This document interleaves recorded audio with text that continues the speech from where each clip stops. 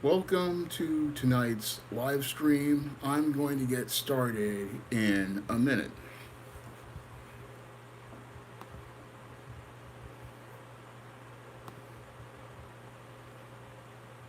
Pull up a chair.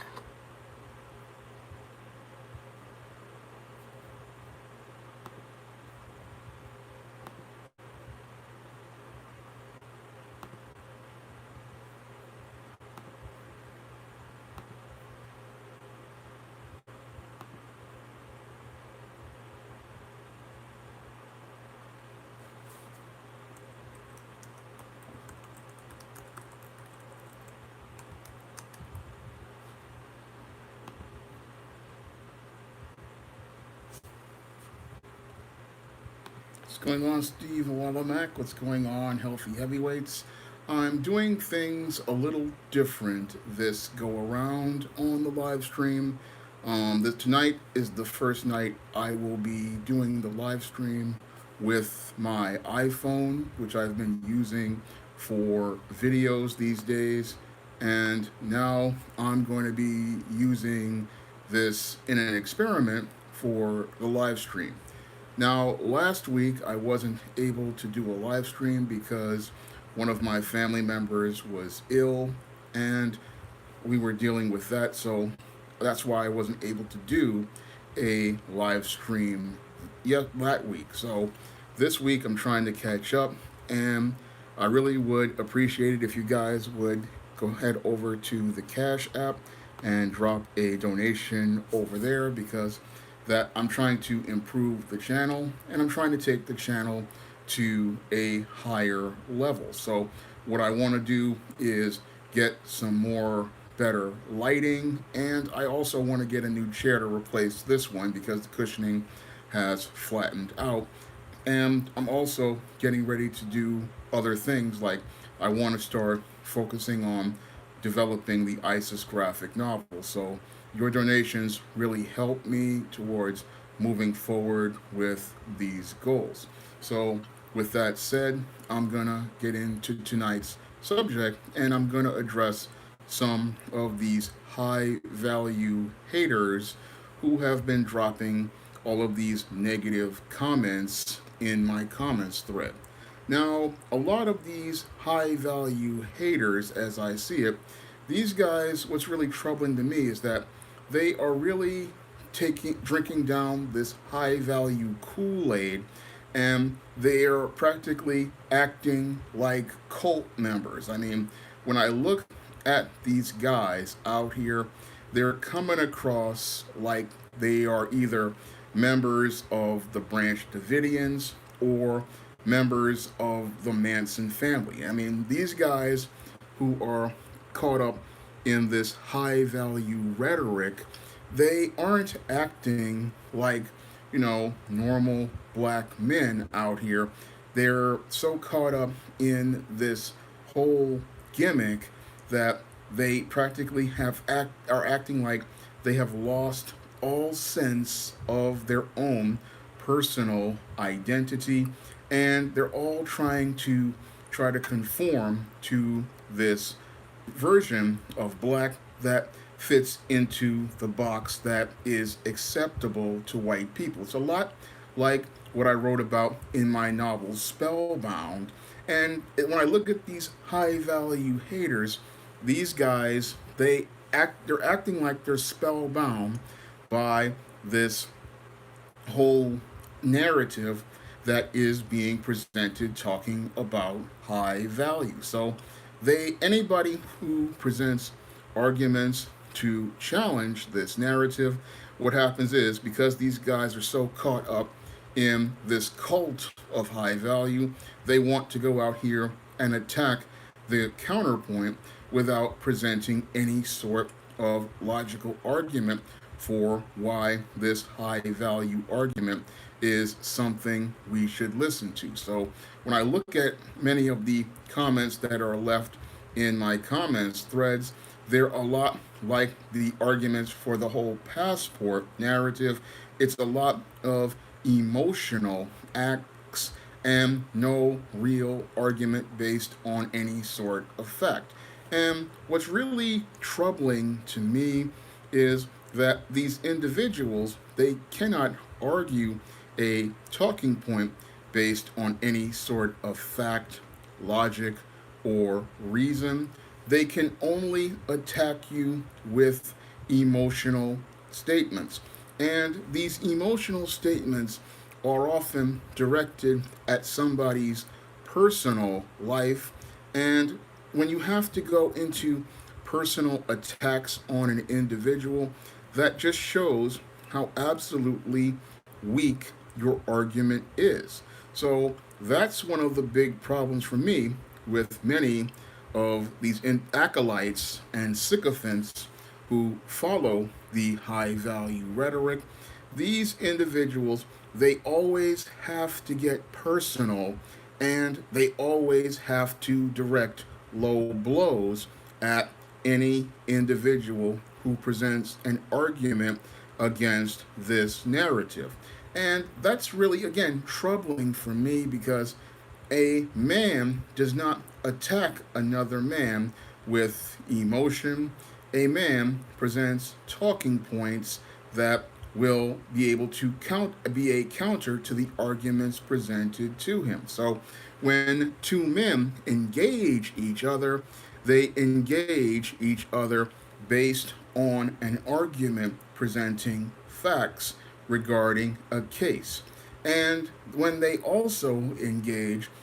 engage based on a protocol. And that's something I'm not seeing many of these members of the high value club participating in. They're not following the man protocol. They go out here and they either go behind your back or they go out here and they go into ad hominems.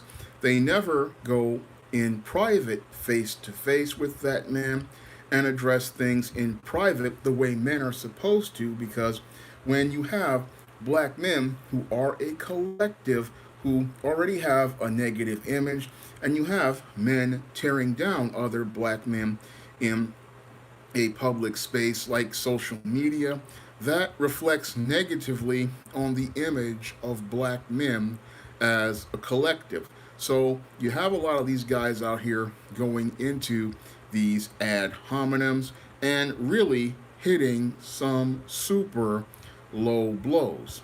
And when I looked at some of these comments trying to attack me on my personal life for challenging this high value narrative, I was really deeply disgusted. I mean, there was one video where I did try to contain my anger and frustration at one of these commenters who talked about, oh, you're not working and you're not doing any sort of job, and went out of their way to say that the videos I present on this channel, they are not work, and the books that I write are not work. And that video was me just, I was really angry about that statement because I make videos every day because I am very passionate about the subjects of African American fantasy and science fiction. I'm very passionate about diversifying the black book market. I'm very passionate about showing black people different aspects of the black community, like the black goth subculture and all of the comic, sci-fi, and fantasy create people out there, and building a bridge between your black comic creators and the black community so that they can reach a larger audience. These are things that I'm very passionate about. I'm passionate about in black people improving their quality of life. I am very passionate about these things, and these things mean a lot to me, and I put a lot of work into any project that I do, and I will go out here and again work very hard to make those projects the best they can be. I mean, right now I am editing Eternal Night right now. I'm in the middle of like the third round of edits. I'm cleaning this book up, polishing it to be the best that it can be, and I'm working with on this page layouts and things right now because I want this book to be the absolute very best. I want my readers to have a incredible reading experience. So I work very hard on these books. I work maybe 4 or 5 hours a day on these books, and I also work promoting books on social media like Facebook and Twitter, in addition to making maybe 2, 3 videos a day. I mean, yesterday I made 4 videos in one day, and I usually don't make 4 videos in a day, but I made 4 videos yesterday because people would come to me, they'd send me an article in the email, and some people wanted thoughts on the debate with Joe Biden and Donald Trump, and I made that video based on the few clips that I saw. And then what I did after that was I sat down for 2 hours watching the Joe Biden Donald Trump debate, and I can say that it was an absolute disaster because it showed us how weak the leadership was. But that's me having that passion to go out here and put together the best quality content for my viewers. I know a lot of my viewers say that my content is underrated. A lot of people say that my content is very, very solid. And some people say that I should have more subs. And that's one of the things where I'm working towards improving things more. Thank you, Ringo, for the donation. I really appreciate it. Um, Glad to see you here. But I'm working to improve things. I'm working to get things better as related to content, and that's why. What's going on, Ringo? Glad to see you here. I'm working to do things, and that's why I'm experimenting with this new camera. I mean, I want to make the best content possible for my viewers. I want to take that content to the next level, and this is a lot of work. I mean, people just think it's a guy sitting in front of a computer, but it's not just a guy sitting in front of a computer. I mean, I went out here and I got a new tripod for this camera so that I could give people better content. A lot of people loved this new camera setup, so that's why I'm doing the stream on it. But you have the high value haters who are sitting there going, "Oh, this isn't work," but I'm sitting here every Friday at 10 p.m. doing live streams, and that's not work. I mean, that's me taking time out of my schedule that I could have used to edit books, but that's not valuable to them. Now, these other distractors, they are also talking about how I'm living with my mother. So, this is another argument I'm going to take apart right here. Now, I do live with my family, and that's because I wasn't able to get some breaks as related to the job market. Now, when I had my civil service job, I was making plans to get my own place, but the job fell through. But I would have had my own place a long time ago had I was able to get one of these breaks and be able to keep one of these jobs, but it just didn't work out. But I'm still working towards getting a place if I can get the money together and if I can get start to build a platform as related to things like my books and things as related to my YouTube channel and other ventures that I'm working on, like the ISIS graphic novel. If I can raise enough funds, I would be glad to go out here and get my own place. But a lot of these same detractors, they had no problem with my content for years until I challenged the passport narrative and I challenged the high value narrative. And when I challenged those narratives, that's when we started to see some of these black males starting to get salty and starting to get personal as related to me. So they wanted to go into ad hominems about me and my personal life. And that's a low blow. That just shows, again, the weakness of these high value haters. They can't go and discuss the talking points that I was breaking down in the original Deconstructing the High Value Man. They have to go into ad hominem attacks. And again, that just shows how weak their argument is because a man, again, can discuss the talking points the way I discussed the talking points on your high value man. They don't go into ad hominems talking about a man's personal life. Now, some men go out here and they can get these breaks and be able to keep a job. but I wasn't one of those guys. I mean, I graduated at the top of my class in college, and I didn't have the contacts or the networking that some of these high value guys had, but I tried to make it work the best I can. I try to work the best as related to merit, but a lot of these guys, they want to talk about high value, but then they don't want to go out here and do what I do and try to help those brothers out here get to that next level, because that's one of the reasons why I go out here and make, you know, blogs about men's issues. That's why I write books like Stop Simping. That's why I write books like Misadventures of Captain Save 'em.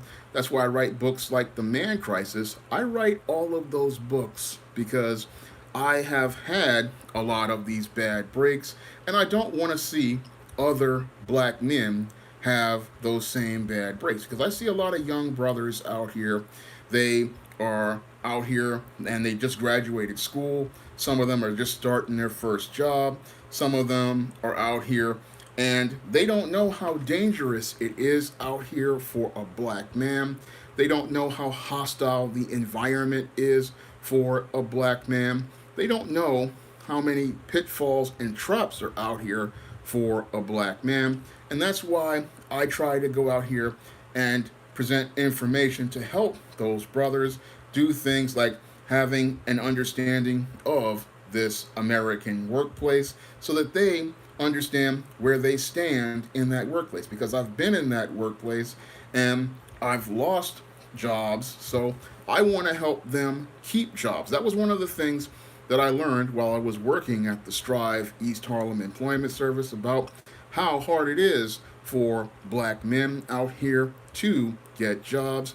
And I learned also how hard it is for black men to keep jobs. And I learned that working at Strive in 2000, and I learned it working at other jobs like City College back in 2008, where I learned about how dangerous this work environment is with these black women who are out here, some of them, not all black women, because there are some good sisters out here who are out to help a brother, but then there are sisters out here who are out to cut a black man's throat. So I've got experience with those types of situations, and I try to make videos to teach these young brothers out here so that they can start identifying those situations. And when they identify those situations, they can either set a course to avoid that situation or set a course to find a way to deal with that situation. And I talk about that in depth in books that I do,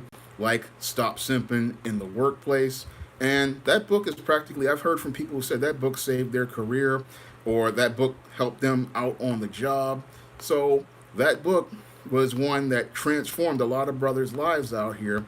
And it talked about a lot of stuff that they were dealing with on the job, because I see black men, again, we deal with a whole different work environment and a whole different set of experiences.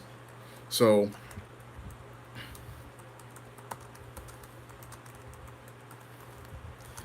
that's what I did with Stop Simping in the Workplace. You can pick up that book by clicking the link in the chat.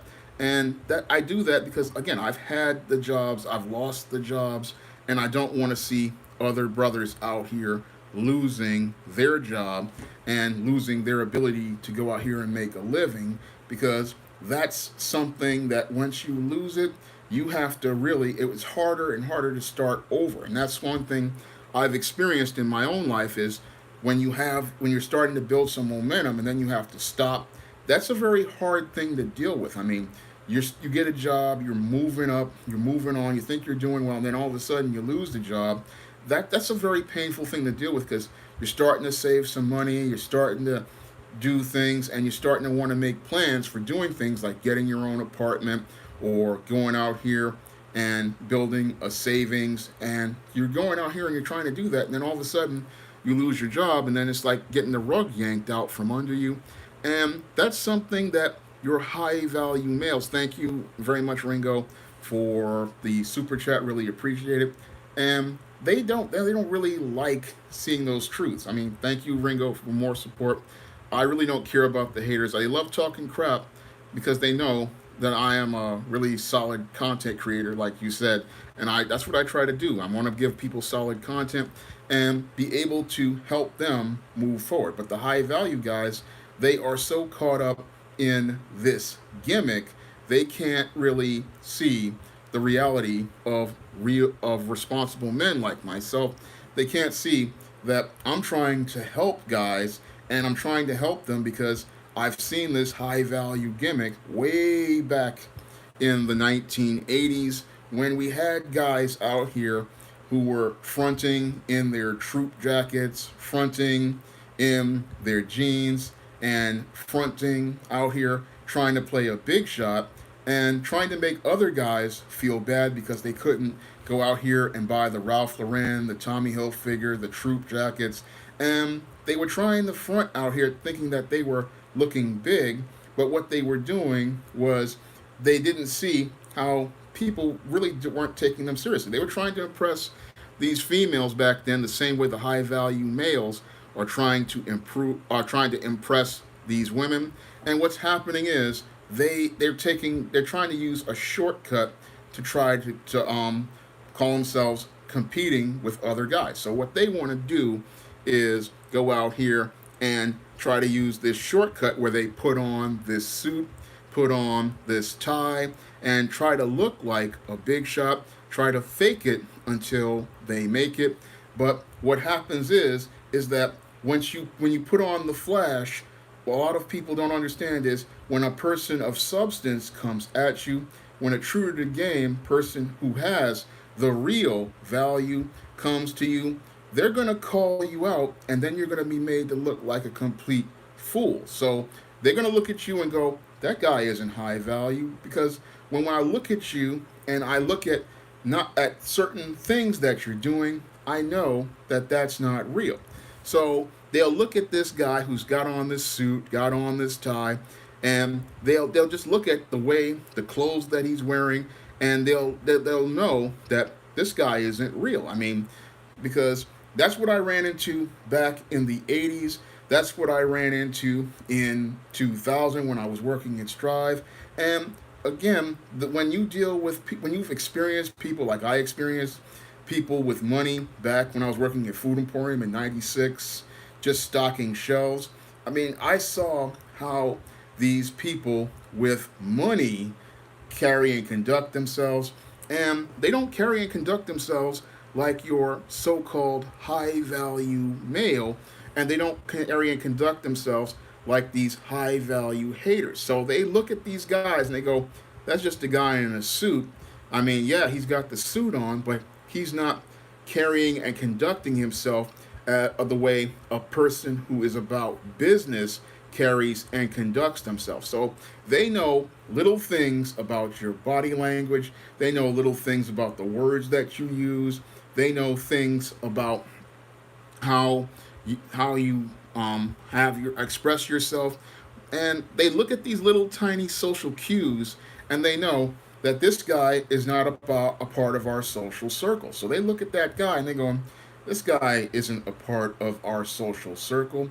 This guy is a just a poser because we look at this guy and we're going, he's talking about about all these high expensive clothes, and it's like most of the guys who are down on 87th and Madison are wearing beat up clothes, beat up shoes, and the things that they put money into are their house because that's one of the things that they put money into, and the other thing they put money into is the schools their kids go to. So they're the thing. If you just have a conversation with them, they're talking about their home or they're talking about their school, especially talking about their school, and they're also out here going out here eating a certain way. I mean, when you deal with people who have money, they are always about their health. You're not going to see them in a fast food restaurant. No, you're going to see them buying organic fruit, organic milk, and buying the kind of groceries that are health oriented. You're going to see them in the vitamin shop. You're going to see them in the gym.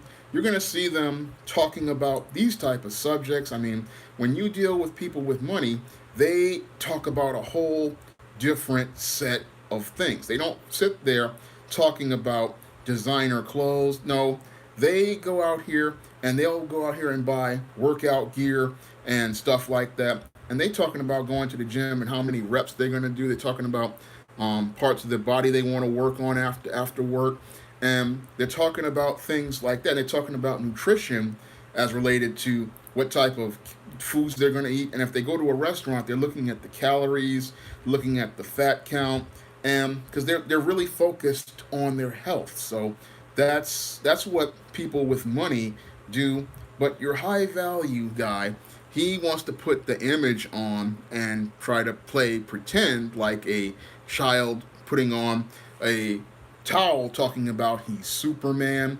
But we know that it's just a child playing pretend, because when you enter into a circle with men and women who have money, it's a whole different social circle, and they can just look at you, and they can look at your body language, and they can listen to the things you're saying and say, this dude, he's not high value at all.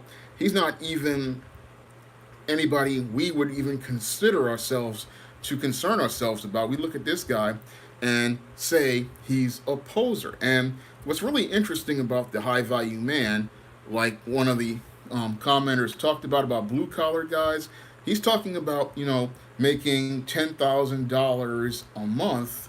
And I'm sitting there going, there are guys who are blue collar who make some really good money. I mean, if you have guys out here who are contractors, auto mechanics, these guys make some serious bank. I mean, I've been watching some of these car videos, and these guys make serious bank. And guys who can go out here and fix these cars. I mean, these auto mechanics, especially these guys who do collision, body work, these guys make some serious bank.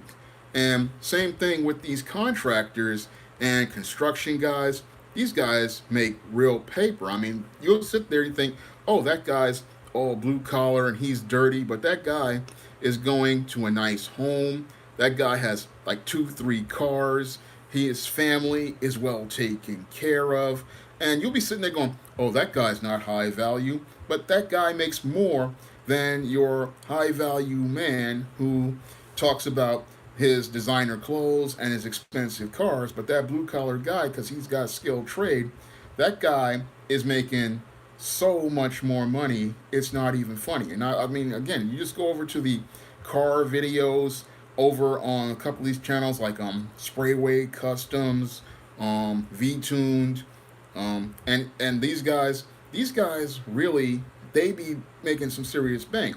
And there are other guys who are out here, the car flippers.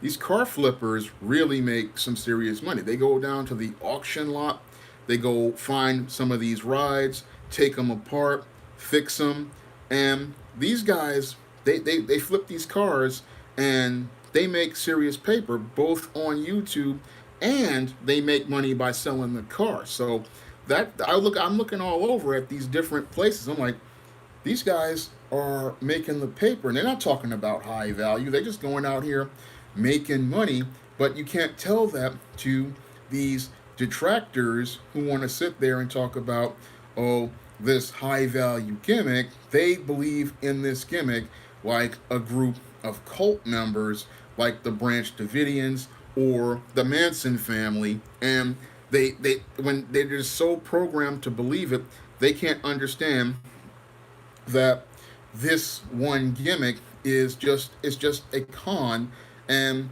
the whole idea of high value really isn't what they think it is. So they're sitting there going, "Oh, this is high value. This is what the way a high value man acts." But no, there are guys out here who be making 6 figures out here, and they're working all sorts of what people call dirty jobs. And these guys will be going home to a very nice home in a very nice part of town that even the high value man can't even get to. So he'll have stuff and he'll be doing well. Same thing with a lot of the MTA transit workers here in New York.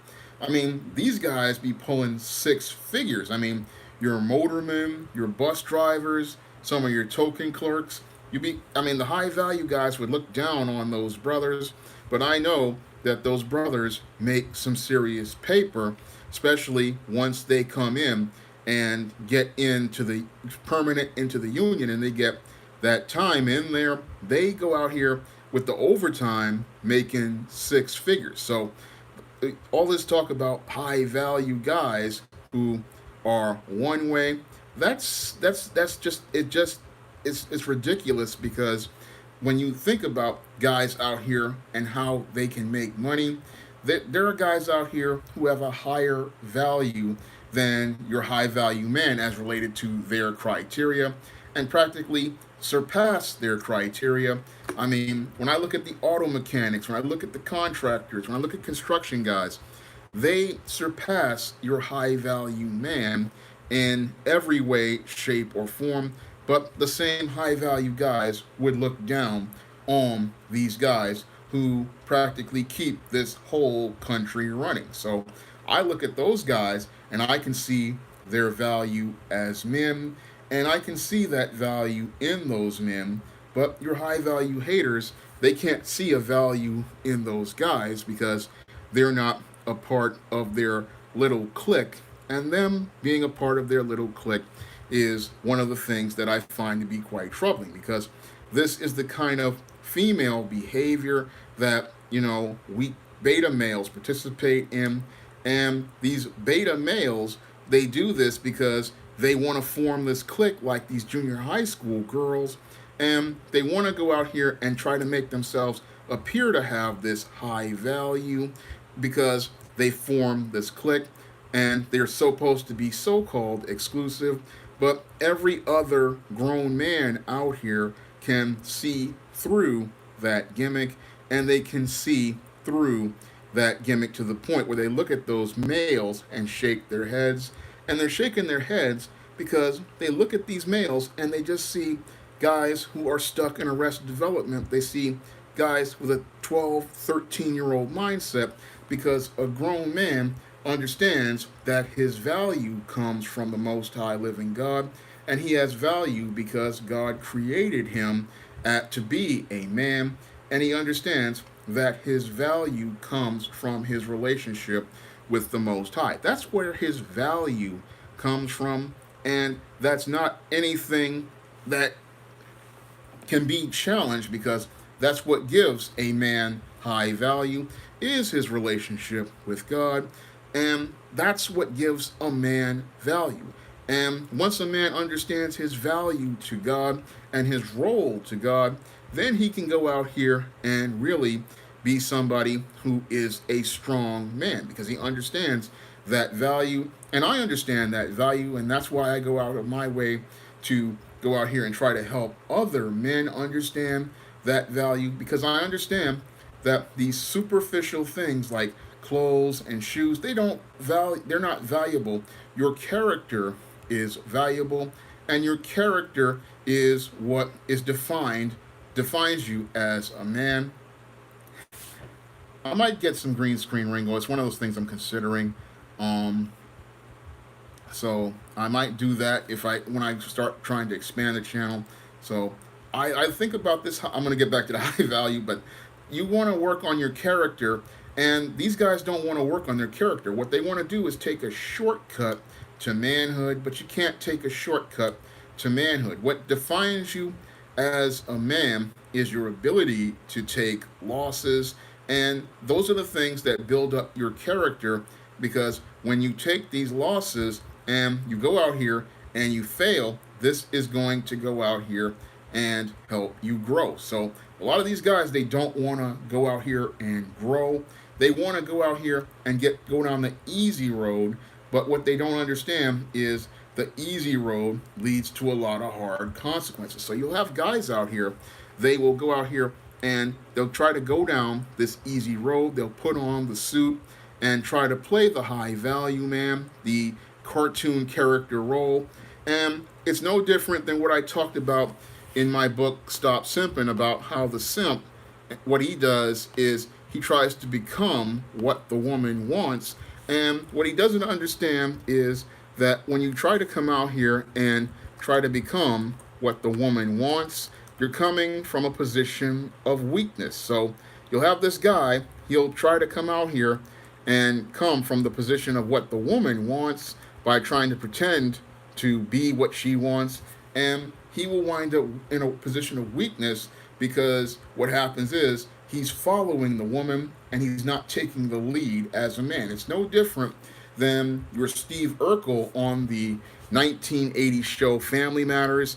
When you had your Steve Urkel out here, he was out here and he was trying to catch Laura Winslow, but the reason why he kept losing to Laura overall, and he could not get Laura's attention, was because he was following her lead and he was not leading as a man. So Steve Urkel, he was out here and he was also, trying to chase Laura.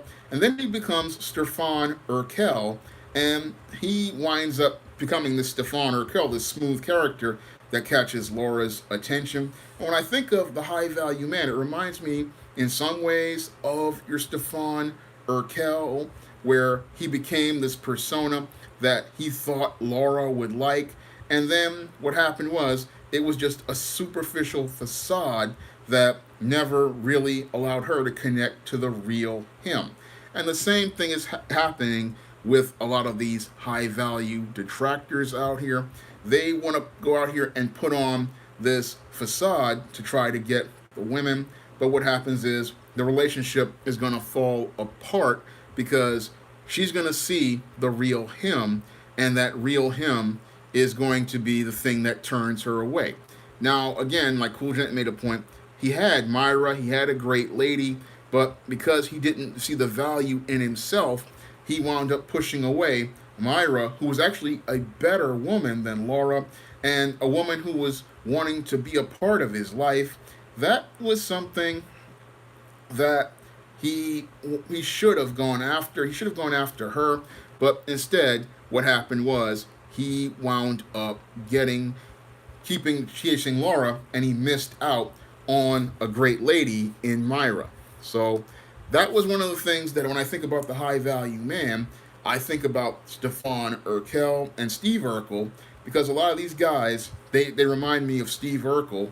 They want to put on this persona and put on this suit, and they don't want to be the real themselves. They want to be, this persona. And I figure I'd just rather be myself and attract who I attract than go out here and call myself putting on a persona, because for me it's not about putting on a persona. I'm comfortable with who I am, and people can either take it or leave it, and I'd rather be with people who would take what I have to offer than try to chase other people and seek their validation. And that's something many of your high value acolytes don't understand. They want to go out here and try to seek the validation of others, but that's coming from a position of weakness, and you want to come from a position of strength. And when you come from a position of strength, you're going to say, look, I'm just going to be me. I'm going to step out here and be who I want to be and just do what I'm going to do. That's what you're going to do. So that's what a guy does because he's secure and confident in himself, and that's what I do. So yeah, the woman who Michelle Thomas, she passed away a long time ago, guys, and but she played Myra, and she did an amazing job playing Myra and showing us what a great relationship could be. I mean, that's what he missed out on. Steve Urkel missed out on. He had a great lady who was more attractive than Laura, looking to cooperate with him and looking to be a part of his life, and he just tossed her away because he kept chasing Laura and he kept trying to become what Laura wanted instead of just being himself. Now, another guy, when I think of these high value males out here, I think about the Elliot Rodger. Now, Elliot Rodger was another one of these guys who was buying into the same narratives that your high value males were buying into. And your Elliot Rodger, he was one of these guys, he didn't know how to deal with women. He did not know how to interact with women. And he was looking for some sort of easy thing that would allow him to get the attention of women. He didn't want to put the work into going out here and getting involved with dealing with things like rejection. He didn't want to deal with things like women saying no to him. He didn't want to deal with women not wanting to deal with him. He wanted to be able to get this ideal woman. And that's what I see a lot of these guys out here who are a part of the high value thing they want to do. They want to go out here like Elliot Rodger and dress up their outside in the effort to attract women. And what they don't understand is, like Elliot Rodger, you're just going to wind up disappointed because the things you're trying to do on the outside are not going to change who you are on the inside. Because I've read Elliot Rodger's manifesto when I was doing my research for Stop Simping, and he was a deeply troubled individual. And he was doing things like getting involved with these dating coaches and looking to go deal with these pickup artists. And he was thinking about going out here and doing things like buying the clothes, buying the BMW, thinking that if he cleaned up the outside, what would happen was he could attract women to him, but it was his energy that was driving him people away from him. I mean, this Elliot Rodger, his energy, I mean, I sat there and watched his videos and he acted like a female. I mean, he was very, very effeminate. I mean, I looked at his body language and I looked at his facial expressions and the way he was carrying himself. Dude was acting like a straight up female in his videos, and he didn't really understand that he was not attracting women because he had the same energy of a woman. He had the same presence as a woman. He had the same demeanor as a woman. Yet he called himself the supreme gentleman. And that's the kind of thing that I see with the high value male. The same type of attitude and demeanor that Elliot Rodger had. You're talking about you're the high value man, but I can see a parallel between you and the supreme gentleman, Elliot Rodger.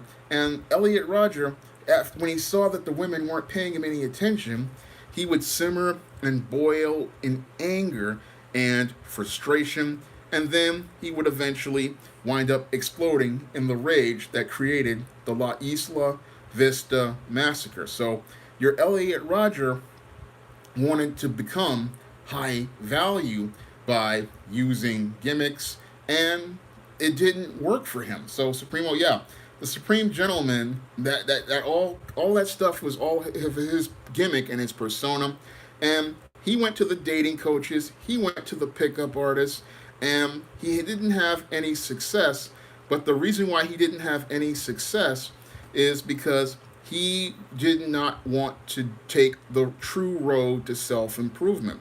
And many of the high value haters don't want to take the real road to self improvement.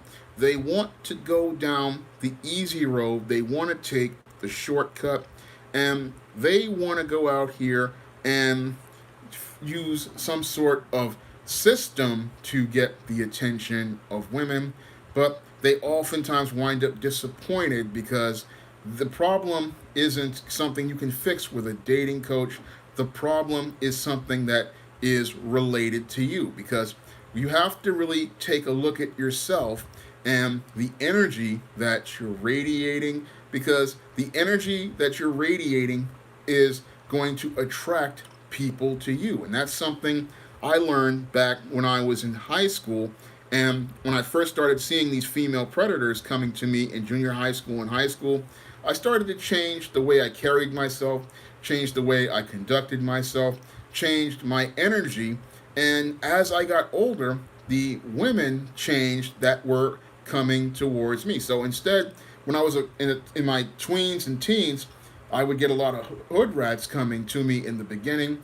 But as I got older, I started to attract more educated professional women and women who came from families with fathers in them. So I remember when I was working at CUNY, one girl, she was like 20 years old, and she asked me if she wanted me to meet her father, but I didn't want to mess my job up. But that's a positive sign now that I think about it, because when a girl asks you to meet her father, that's a sign that she wants to get serious and she wants to have a serious courtship with you. So that's a sign right there when you have the girl who's talking about wanting you to meet her father, because that means she's really thinking about going in a serious direction with you. And I've also had guys talk about they want me to meet their daughters. And again, that's another positive sign for a man, because when men are talking about wanting you to be meeting their daughters, that means they see you as somebody who would be a suitable husband and somebody who is looking to build. But at that time, I was trying to get stuff going, and I didn't want to mess my job up at CUNY. And I was also in a PC repair class with the other guy who was out here, and he asked me to meet his daughter, and that was an Indian guy, and then they don't rarely ever want you to meet their daughters, but the Indian guy did want me to meet his daughter at the PC repair class. Thank you, 608 Portraits, and thank you all for the super chats. I really appreciate them. But when you have a guy talking about how he wants, when you have a girl talking about she wants you to meet her father, and you have a father talking about how he wants you to meet his daughter, that's a positive sign right there. And it's something that many guys, they don't really look at that as a positive sign, but that's a positive sign. But a lot of these guys, again, they want to take the shortcuts, they want to take the easy roads, but there's no easy roads out there. You're going to have to go through some pain when you're trying to improve yourself. And this is the argument they want to bring up. Yeah, let's bring the likes up. It's 106 in the chat, and we got 59 likes. Let's get the likes up, because I really want to get into this, and I'm not finished yet. Thank you, Bill, for the super chat. But there's a lot of work you're going to have to put into yourself, and these guys don't want to put in the work, and they really don't want to take that self-examination and take that look in themselves, like I had to take a look inside myself at 15, 16 years old, because when I prayed to God to change my life, I had to take a real look at myself, take a look at who I was out here, and take a look at who I was becoming. And that's something a lot of guys don't want to do, because in order to improve yourself, like these guys who are the high value haters want to say, you have to go out here and take that look at your life. You have to take a look at where you're going, and you have to say, look, this isn't working, and I need to go out here and try something different.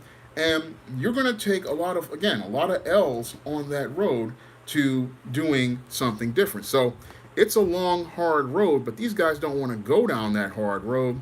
They want to take the easy road, and they want to go out here and they don't want to experience any sort of L's. They don't want to experience any sort of pain, and that's not going to toughen you up. That's not going to develop your resolve. That's not going to help you build up the discipline, and that's not going to help you be able to get that strength of character that will help you find higher value as related to yourself. Now, I have had to develop that type of character over the years in high school and junior high school, and I also had to take that build that type of character when I would go out here and submit books to publishers. So I would have books like The Temptation of John Haynes. I would send books like this to publishers, and I would have to take a lot of rejection in sending these books when I would query. So I would query these literary agents, and a lot of these people would be quite nasty. I mean, I remember one agent saying that they didn't want to do this type of book, and I had other ones saying that they just didn't like it at all. I mean, this book got 500 rejections when I sent it out in 2005, and that was something that I had to deal with. And by the time 2006 rolled around, and I was still trying to submit this book, there was a point where I wasn't even fazed by the rejections overall. I mean, when I was back in the 90s, I would feel really bad sometimes when I would get these rejections for books I would send out. But by about 2006, I wasn't even phased by those rejections. I remember one time I sent out a query in an email, and the guy came back within 10 minutes and turned me down. And I wasn't even phased by the rejection. So I just went on and just kept, typing up stuff and editing books. And how can you get the books, Denox? You can get all of my books on Amazon.com in paperback and Kindle format by clicking the link in the chat. So you can get all my books here. So I wasn't even phased by that rejection, but I didn't understand what that was about growth and how I had grown until about maybe 5, 6 years ago. And it's like, when you can go through a rejection and just go, oh, I don't even feel it. It's like that shows how your character is grown. I mean, even now when I apply for jobs, it's like I don't even feel the rejections anymore. I mean, yesterday I got a rejection from UPS, and I wasn't even phased by the rejection. I mean, that's how you improve yourself, because your character is getting stronger, and when your character gets strong enough, you're like, you don't even feel these kind of things. But some of these guys out here, they get all emotional over a woman saying no, and it shows that they're still messed up in the head, and their mind is not in the right place, because you as a man have to learn how to take these rejections, because you're gonna have to hear a lot of no in order to get towards the road to yes. And you sitting there dwelling on things like the bad black women, the ratchet black women, that's not going to help you grow. And your high value haters, they'll sit there and get mad at me for presenting these points, talking when they talk about improvement. But I know what real self improvement is all about, because I had to go through that painful process as related to self improvement in order to get my high school diploma. I mean, they practically wrote me off back in 1990, and I had to persevere to get my high school diploma. So I know what it takes to go out here and go through that road of self improvement. I know it's a lot of pain. I know that it's a hard road, and you have to go through that road in order to understand what that is. I mean, if you want to improve yourself, it's going to take a lot of sacrifice. It's going to take a lot of letting things go, letting people go. I mean, cutting off people. I mean, it's a very, very, very hard road to go down, because as you're trying to improve yourself, you're going to have people who are going to tell you that's not good enough. Don't do that. That's going to be a failure. Don't go along with that. And you have to keep going out here and persevering, because you believe in what you're doing. You believe in what you're working on. You believe in what you want to accomplish. And because you believe that and it has value to you, then what you're going to do is push past all of the things that are negative in your life to achieve what you believe is going to be a positive. So that's what a man is going to do, because he understands that self-improvement is hard. It's not something that's going to be an easy thing, and he's going to have to understand that in order to gain, you have to lose. And the high value guys, they don't want to lose. They want to gain without loss. And that's not how it works. You're going to have to lose in some cases, and you're going to have to let things go in order to gain things. For example, I've often talked about how I got the money for the Wrath of the Cyber Goddess cover, and that was all something I learned from Robert Glover's No More Mr. Nice Guy, where he talked about you have to lose in order to gain. And I was willing to let go of things in my toy collection in order to get the money to pay the artist to do the cover. So I was willing to let something go to get something I thought that had a higher value. And that cover I thought had a higher value because it would change the image of my characters in the ISIS series. It would present a more positive image of the characters. and it would also show how I was really serious about building the SJS Direct brand, because before then I was trying to, take a shortcut by trying to do these covers myself because I didn't have the money, and I was looking to get a job before I could do these things. But I decided to just make that sacrifice of things and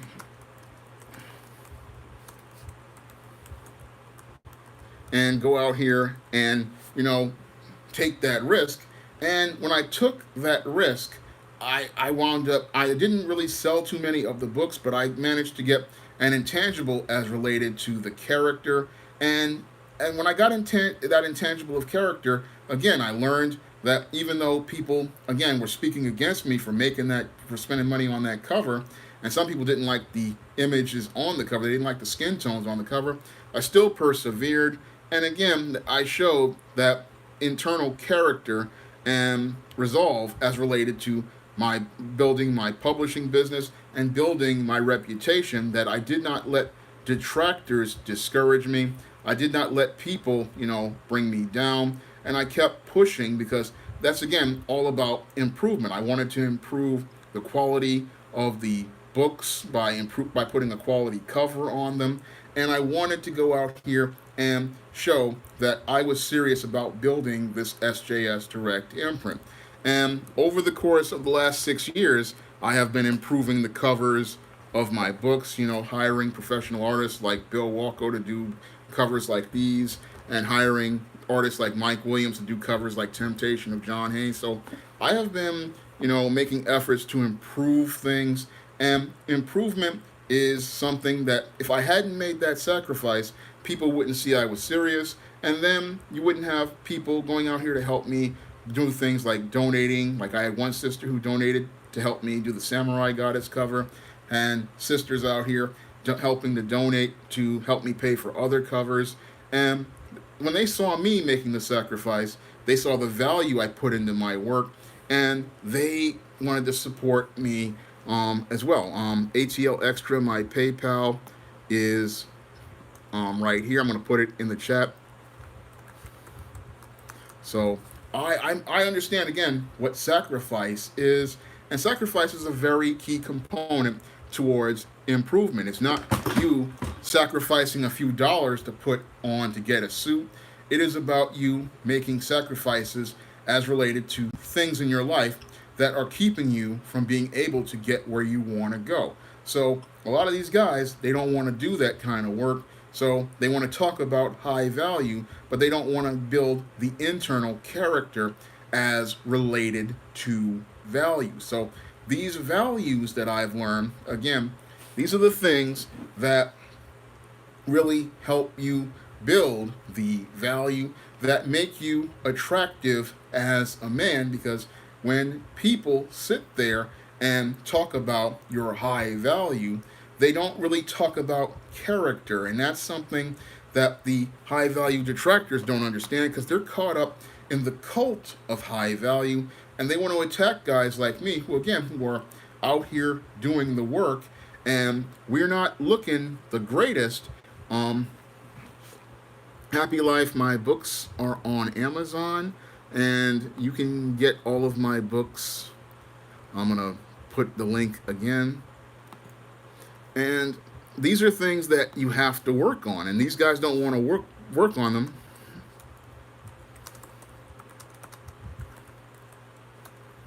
They don't want to put that work in. They just want to get an easy access to women. They want to get easy attention from women. But there's more to life than women.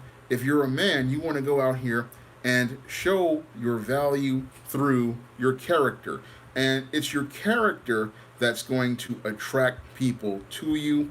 It's your character that's going to make opportunities for you. I mean, people see me and they ask me to do live streams with them, and they ask me to do collaborative things. I mean, these are things that I have not seen other black men out here do in the past, but my presence, it just changed the game. I looked at it and I thought about it. I said, you never saw black men talking to other black men about other subjects, but now you're starting to see black men talk about other subjects other than black women. So you're seeing more of a different narrative. And again, that shows that there's a value to my content, but the high value haters don't see a value because they only see a value in a gimmick, and they see a value in just chasing women, but not trying to build any sort of platform as related to substance. And because they don't build anything as related to substance,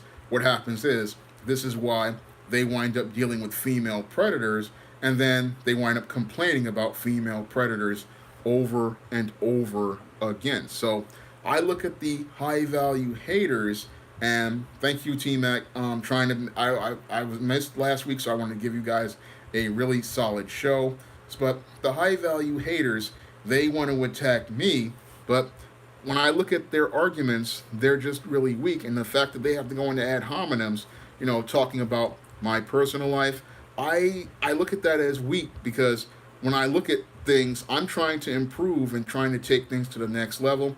I may not have the full time job that I want, but I am persevering and working towards moving myself forward because, yes, I do want a job, but there are things in the way. I mean, when you have the HR brick wall that keeps black men from entering the job market, that's something that if I cannot overcome the HR brick wall erected by your feminists and your black women, then I have to find another way to make a living. And I've tried to do that with my SJS Direct imprint books.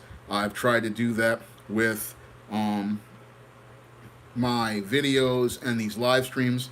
And I've tried to do that with things like the Patreon.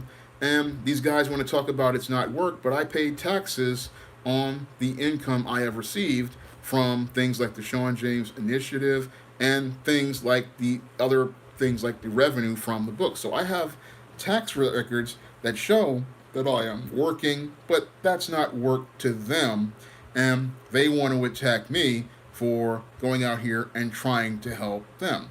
Now, what I find to be interesting is when you try to criticize, your high value gimmick, then that's when the whole cult of high value wants to try to go out here and make threats. And when I was watching, Ringo's live stream, and then I looked at one of my things in the spam folder, there was this threat talking about if you spoke out against, your high value man, you would get, the guy would try to flag you. And again, that's not something a man does. A man can take criticism. A man knows when he enters a public platform like YouTube and a public forum, he's going to have to deal with criticism.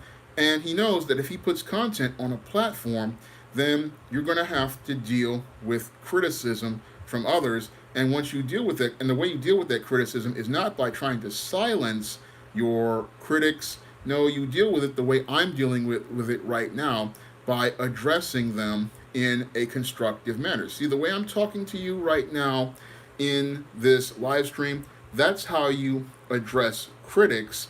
You address them by presenting your points, by explaining your points, and you do it in a way where you are calm, you are relaxed, and you can articulate your talking points and explain why you have these talking points. So that's how you do it, because as a guy who has been a writer since he was 9 years old, I've had to deal with criticism. And when I went on platforms like Blogger back in 2006, 2007, I was dealing with critics back then when I was writing blogs like Why Smart Men Avoid Single Mothers, which was originally titled Why Real Men Avoid Single Mothers. And I was dealing with criticism back then. People who didn't like that blog, people who did not like my blog, Why 70% of Black Women Are Single. Both of those blogs have gone viral. And Ways Single Mothers Destroy Their Sons, a blog that practically got me on AM radio a couple of years ago.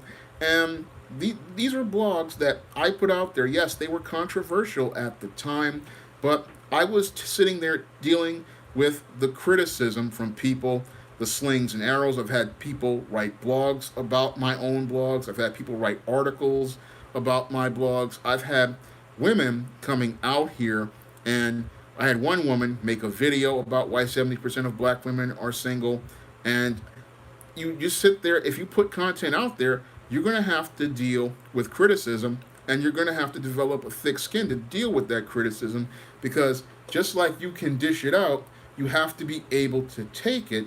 And I found it quite troubling that your high value man could not take the criticism, even though every night on his show he would attack people online, and he would go out of his way to address people in the harshest fashion.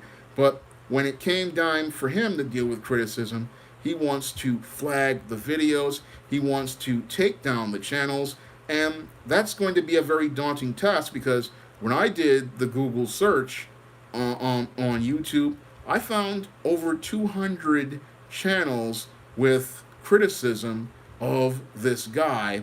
And when I found over 200 channels, I knew that it would be next to impossible to do that, because the YouTube algorithm would notice what he was doing, and the YouTube algorithm would actually start to look at him as a bot and practically take him down, because the YouTube algorithm, when they see somebody making multiple flags, they would look at it and go, there's something wrong here, and we need to correct this, because this is just not how our system works. And they would see that abuse, and that would lead to them doing an investigation.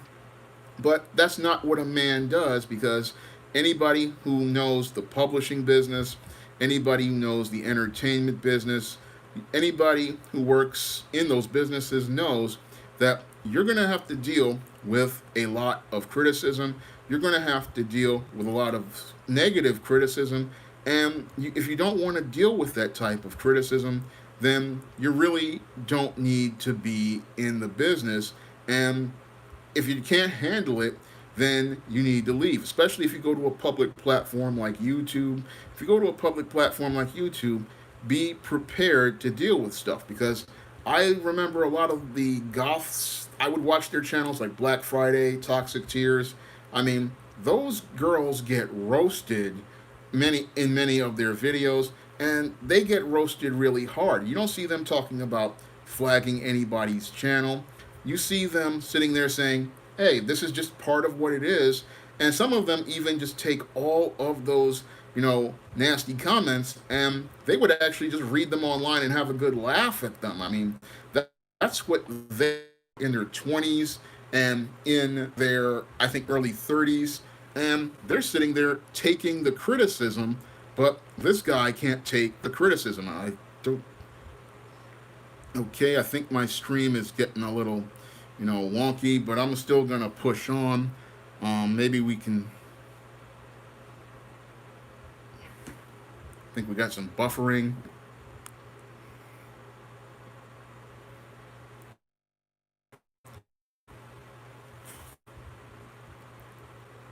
All right, can anybody hear me? Just put a one in the chat. 50-year-old man can't take the criticism. I find that to be quite troubling, that a 50 plus year old man can't take criticism, and that you have a 50 plus year old man, talking about not only flagging channels, but talking about suing people. And that's just ludicrous when I think about it, because in order to prove slander, you have to be able to prove how this has defamed your character, and you also have to be able to prove how this has affected your business. And if you're getting, these big super chats and you're still making money, then your business really hasn't been affected. And any judge is going to tell you, look, this is not really affecting your business, because if you're out here and you're spending, and you're saying that, oh, your business was affected, your reputation was affected, then when we go to a live stream, we should see less viewers on your live stream than before. So that should be something that you could show. But again, all you have to do is put the argument up, saying, hey, there are 200 people here, and if 200 people are saying one thing, then it clearly states that this argument you're presenting, it just is completely false. So when you have 200 people, that is criticism, that is not, people out here attacking you and maligning your reputation, that is criticism, and that is something that you cannot sue for when you bring content to a public platform. I mean, many years ago, I had people who hated my hand drawn covers for The Temptation of John Haynes and Isis the Beauty Myth. I even had somebody post the cover of Isis the Beauty Myth on a lousy book cover article. And I didn't attack those people. No, what I did was once I got enough money and I found an artist, I changed the cover. So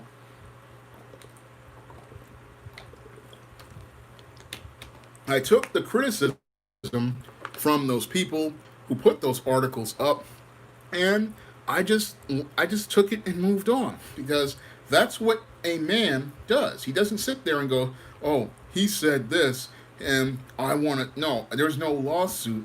And again, it's not logical to even think about doing these type of civil lawsuits, because they cost a lot of money. I mean, it cost a lot of money to go to court. And again, this was like a threat that just came from a place of insecurity. And it shows me how sad this individual was, making these kind of threats against the black community on YouTube.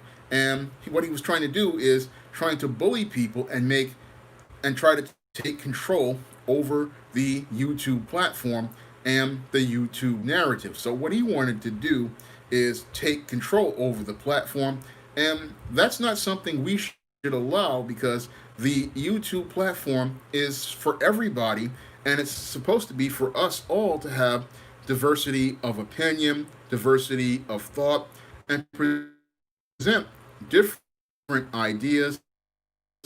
You cannot stand your ideas being challenged, then you don't belong on YouTube, and you don't belong in any sort of business as related to media. Because if you're all about being in media, you know it's more than image. It is about having that character to be able to stand when people challenge your image. So that's something that many of the high value acolytes don't understand, that if you want to have this image, you have to have the character to be able to stand when people challenge what you present, and you have to be able to have the resolve to keep standing for what you present. So I find it, again, ATL Extra makes a good point. Yes, they will harass you all day long, but they won't say a word to racist or white supremacists. He made a very good point. And again, these same guys, when you have the ghetto gaggers out there, they're not saying anything. When you have these white racists out here and they come to their channel, they don't say anything. And they won't say anything to those guys, but they will attack a black man like me who is challenging a talking point and can present arguments that can go out here and be strong enough to challenge their talking points. Because that's the thing that the high value haters don't like, the fact that I can challenge their talking points. And what I find to be very interesting is when they see me presenting these arguments, that they want to come out here and talk about, well, why don't you go over to his platform and call him? It's like, I don't need to call anybody. That's called you trying to start drama. No, a man, again, makes his points, and he can present his points on his own platform, and he can present those points so constructively that when people hear them, they understand what he's talking about, and he doesn't need to debate. That was a mistake I made with the passports. You don't need to debate someone when your points are on point. So I'm good, Jehovah Allen. But you don't need to go out here and debate anybody when your talking points are strong. And your manosphere, again, as I saw it, is a very weak platform filled with a lot of weak males. And these weak males, they want to find somebody to follow because they don't know how to be leaders. Now, I thought the manosphere was supposed to be about men helping other men, men building up each other, and men developing the strength of character to become stronger men. But what I'm seeing from the high value haters is guys who have not really built themselves up as men, men who don't have the character or the resolve to stand up on their own and be their own man, and they don't have the strength of character to stand up for what they believe in. No, they're looking for somebody to follow the lead of, and no man should be looking to follow behind another man because that's really weak. The only person we're supposed to be following is the Most High Living God, and He has different roles and different works for us to do. And in order to find out what that is, we need to form a relationship with Him. So when I see guys following behind another man, that's really shows weakness. And when I see guys, bootlicking and brown nosing another man, that shows their weakness of character because that's again coming from weakness. A man who comes from a position of strength doesn't need to follow another man.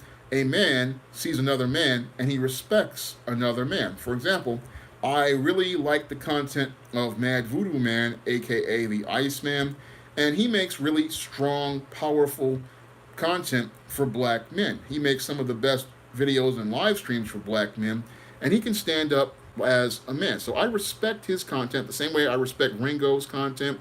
And again, each of these men are their own man. They have their own character, they have their own values, and they stand up on their own, and they're distinct. They're not trying to follow each other and copy each other. They are their own men. Same thing for Mr. Superboy.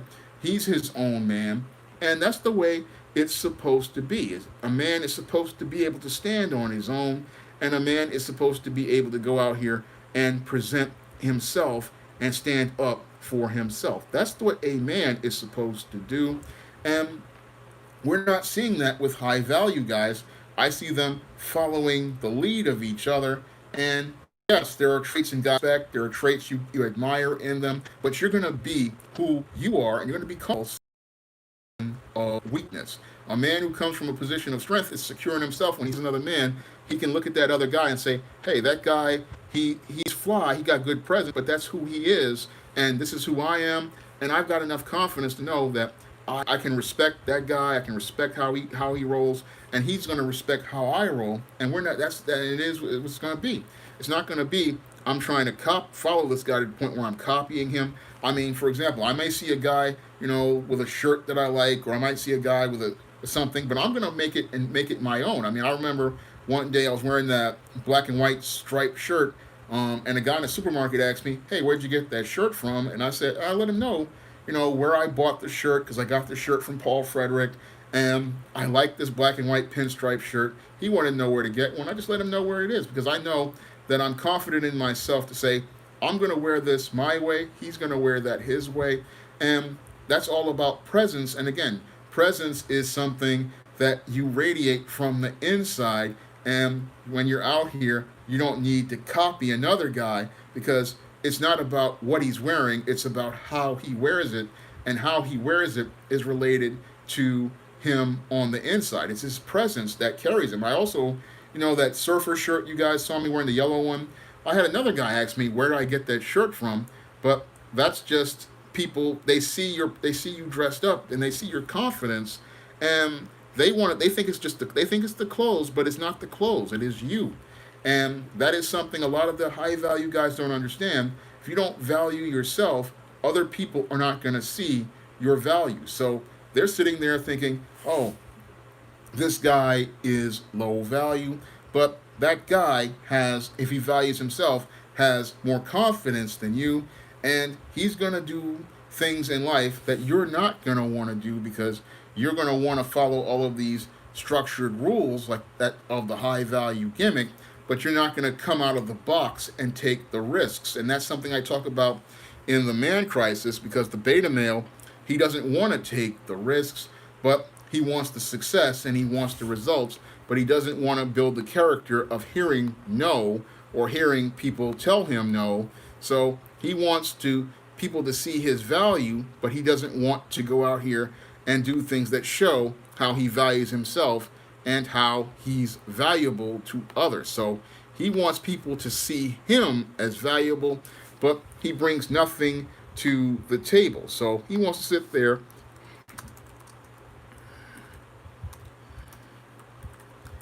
and he wants people to see his value, but people don't see his value because he's just a empty suit And that's all they see is the suit. And the only people who see the suit are the gold diggers or all the female predators that these guys will sit there and after they get played by the female predators talk about black women are this, black women are B's, black women are H's, but then they don't understand you're attracting this because your energy is messed up. You're trying to take a shortcut. You're trying to do things easy. And this is why you're failing at every turn. You want to put on a high value gimmick with a suit, but then there's nobody of substance in the suit. And in order for the suit to have value, we need to see a man standing there because a man, when he stands there, you see him and you don't see the suit. So that's what the high value haters don't like about me. Now, these guys will also talk about how, oh, you don't have any woman, but the whole thing is a man does not get involved with a woman until he gets his money straight. And one of the things I've been trying to do, again, is get this money straight so that when I bring a helpmeet in to help me build, I have a way to take care of that woman. And I don't want to bring a woman into something where things aren't set because that's how you wind up having a baby mama. That's how you wind up creating a dysfunctional household. A guy has to have his stuff straight where he has his own place, where he has his money straight so that that woman can be taken care of. That's what a guy has to have before he brings a woman into his life. And that's one of the things I've been working on. And yeah, it takes a long time when you have breaks that go wrong, but you don't bring a woman in until you are ready for that. And that's something the Most High taught me when I was 15, 16 years old. And I had guys harassing me and I was praying to the Most High for a girlfriend. And I remember him telling me I wasn't ready at 16.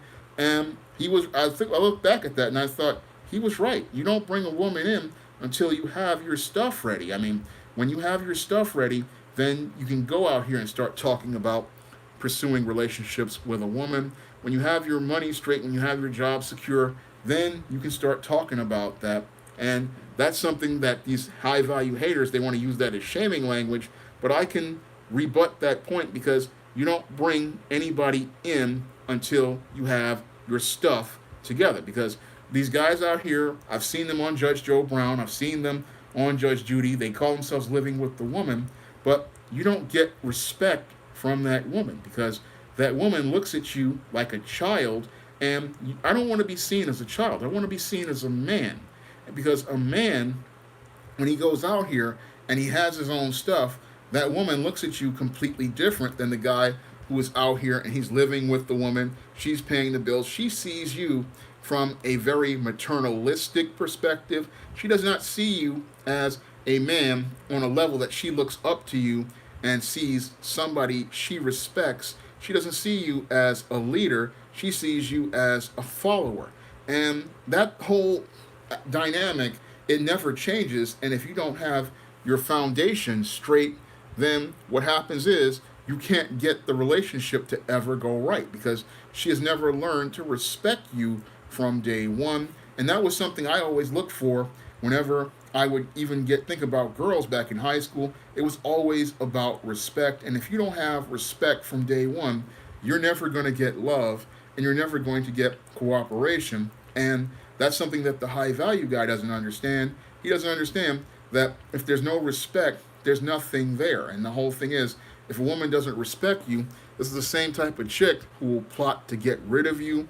And this is the same type of chick who will cheat on you. So I would rather stay by myself until I get things straight. And then when I get things straight, then we can start talking about relationships and things like that. So that's something many of these haters, they want to go into shaming language and stuff like that. But that's something they don't really understand because they don't understand what it means to be a man. They don't understand that a man is about building, and once he gets himself built up, he starts to then start thinking about women. And yeah, I know that I'm 47 and it's a long haul, but the whole thing is I want to try to get it right. And again, I don't want to come out here and mess things up by having kids with different women and stuff like that. I want to be able to be a father in my own home and have my children respect me and I want to be able to have a home where my wife respects me and my family respects me. That's what I would want, for myself. But the high value haters, they sit there and think, oh, you don't have a woman, not understanding that that's for a reason. And again, you have to get your money straight, and you have to get your job straight and your income straight. Then you can start talking about bringing a woman in. You want to lay that foundation, then you can build on the foundation, and that's how you go about doing things. Now, that's another point that the haters like to talk about. And again, I wanted to address these high value haters, their talking points, and I wanted people to understand that, there's a method to my madness, as it seems, and I'm not going to sit there and, deal with these ad hominem attacks by getting emotional and taking it personal. What I'm going to do is address those points in a constructive manner, because I want to present an example of black manhood for all of these young brothers out there. I want to present an example of how you carry and conduct yourselves out there, because I see a lot of guys, they watch my videos and they're learning from me about how to be a man.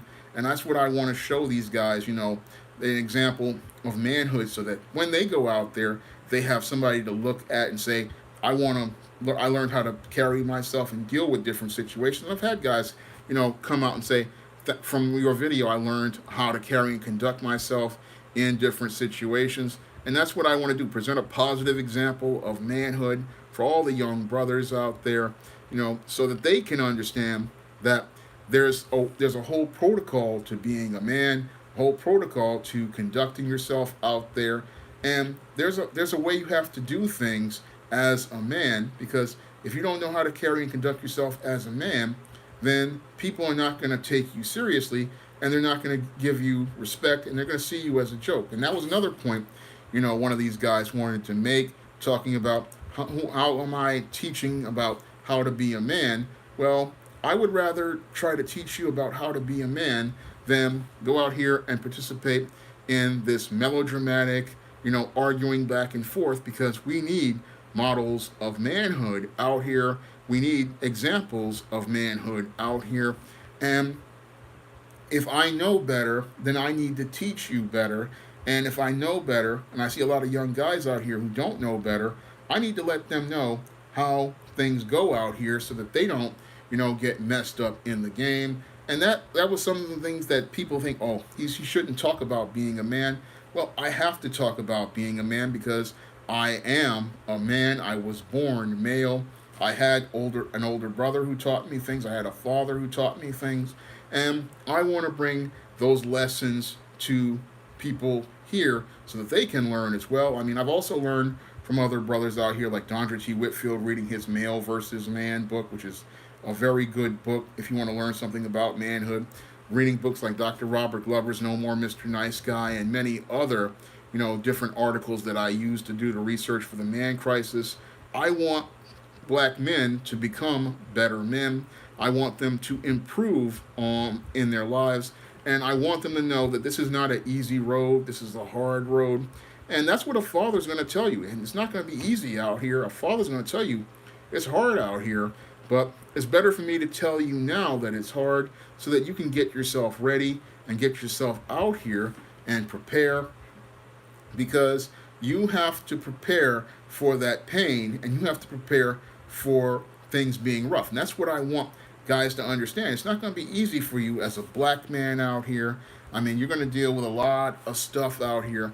And this is important. I mean, a lot of guys, they're sitting there, they're thinking, oh, you shouldn't say anything, but I have to say something, because when I see guys like the guy with the doctorate who got played by the Russian mail order bride, that's one of the reasons why I made the passport videos, and the guy who spent $40,000 and he got played by a woman. You have to go out here and say something, because you don't want other guys to get scammed. You don't want other guys to get used.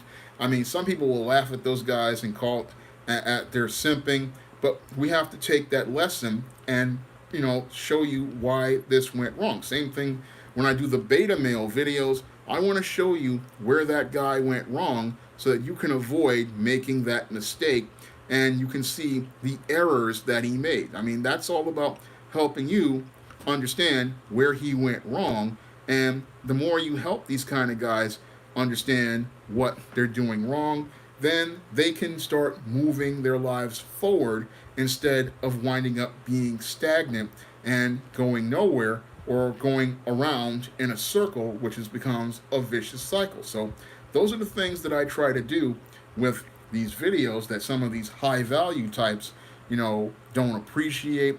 They don't understand that the highest value a man has, again, is being that steward of the Most High and going out here to do God's work here on this earth and mentoring and teaching other men in in the Bible and also teaching men lessons in manhood that will enable them to grow to become better men and be able to teach other younger men so that they can go out here and live the abundant life that God wants us all to live. So I'm going to get ready to wrap up tonight's stream. I want to thank everybody for coming out to tonight's stream. And if you want to pick up some of my books, like The Eastern Blast from the Past, which is going to be coming out this November, Eternal Night, which is coming out this Halloween, or The Temptation of John Haynes, which is now available on Amazon. You can head over to Amazon.com and get all of those books in paperback and Kindle format. I'm going to leave a link in the chat. And you can also pick up, my nonfiction, like The Man Crisis. I'm trying to get my first couple of sales for October, so I would really appreciate it if you headed over to Amazon to pick up some of these great books, like the John Haynes, The Man with Nothing to Lose, and ISIS, The Main Event. All of this great positive black fiction is on Amazon, and I also would appreciate if you guys, headed over to the Patreon to donate to the Patreon, because that's how I continue to pay for the internet, and that's how I'm able to give you guys fantastic live streams like this one. And you can also donate to the Cash App, and I thank everybody who has donated to the Cash App so far. And I'm hoping to come back next week with another live stream. I'm getting ready to do the Eternal Night promotion, so get ready for some vampire videos. And I'm going to talk about how the vampire is related to being associated with Satan. And I'm also going to talk about how the vampire, it makes mockery of the Most High and makes mockery of Jesus in upcoming videos. So there's going to be a lot of vampire content coming, and this vampire content